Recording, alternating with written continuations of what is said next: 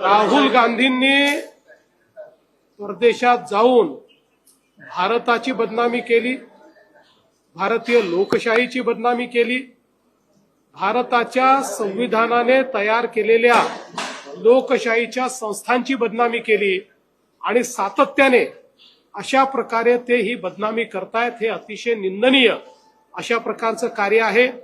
वारंवार निवडणुकांमध्ये हारल्यानंतर त्यांच्या मनावर परिणाम झालेला दिसतो आहे, पण ते एका विरोधी पक्षाचे नेते असताना अशा प्रकारे जर आपल्याच देशाची बदनामी ते विदेशात जाऊन करत असतील तर कुठेतरी त्यांच्याबद्दल संशय निर्माण होतो की ते नेमकं कोणाचा अजेंडा चालवत आहेत.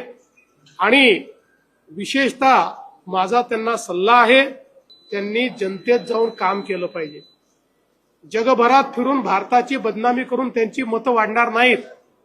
जनतेत जर त्यांनी विश्वासार्हता निर्माण केली तरच त्यांची मतं वाढतील, पण ते करायच्या ऐवजी भारताला बदनाम करण्याचं काम त्यांचं चाललंय.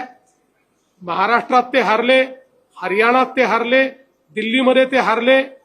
आता मतदान प्रक्रियेवर, मतदान यादीवर त्या ठिकाणी प्रश्नचिन्ह ते निर्माण करतायत. अतिशय बाळबोध अशा प्रकारचा हा प्रकार आहे. त्यामुळे त्यांनी जनतेत जावं आणि भारताची बदनामी करणं राहुल गांधींनी बंद करावं असं आमचं त्यांना आव्हान आहे.